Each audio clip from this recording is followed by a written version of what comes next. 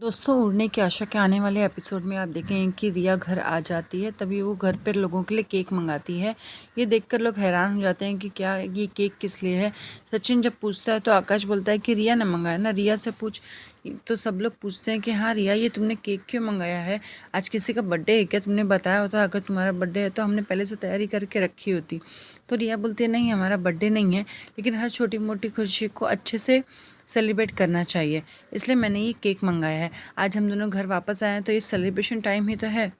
तभी रोशनी बोलती है, अरे रिया, एक तो तुम्हारे साथ में इतना सब कुछ हुआ, ऊपर से तुम घर आकर यहाँ पे सेलिब्रेट कर रही हो। तभी सचिन बोलता है, यहाँ पे ना आग में घी डालने वालों की कमी नहीं है। देख, अगर केक पे मोमबत्ती जलाने के लिए माचिस नहीं है तो रोशनी को बोल देगी, अच्छे से जला देगी। तभी रेणुका बोलती है कि रिया, तुम घर वापस आ गई, मुझे लगा नहीं था कि तुम घर वापस आ जाओगी वैसे। तो रिया बोलती है, हाँ किसी ने मुझे समझाया और मेरा ये ज़िंदगी को देखने का नज़रिया ही चेंज हो गया। ये देखकर रेणुका सोचती है कि सचिन की तरह इतनी तारीफ़ हो रही है यहाँ पर। तभी रिया केक कटिंग करती है और सारे हस्बैंड वाइफ एक दूसरे को केक खिलाते हैं।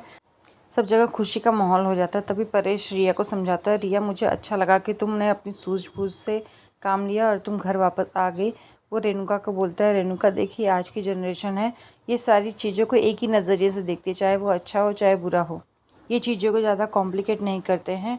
ये इन लोगों की अच्छी बात है। रेणुका बोलती है, हाँ मुझे भी नहीं पता था कि ये लड़की ऐसा बर्ताव करेगी घर पे आने के बाद में। मुझे लगा था कि ये बहुत गुस्सा होगी और सबसे सवाल जवाब करेगी। दूसरी तरफ से सायरी जाती है फूलों की डिलीवरी करने के लिए। तो रेणुका बोलती है, तू क्या सुबह सुबह फूल लेके चल देती है हमेशा, और एक काम कर, फ्रिज में से सारा सामान निकाल दे, वहाँ पे फूल पत्ती ही डाल दे अपने।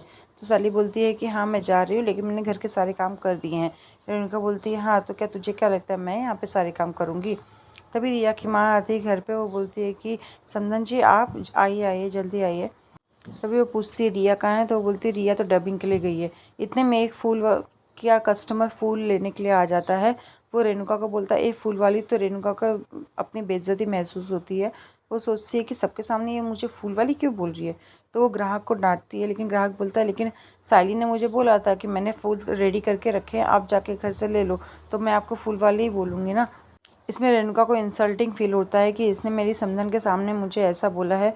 तो उस ग्राहक को गजरे दे देती है। तो ग्राहक बोलता है कि नहीं, मुझे इसमें से नाप के गजरे दो, मैं सारे गजरे नहीं ले सकती।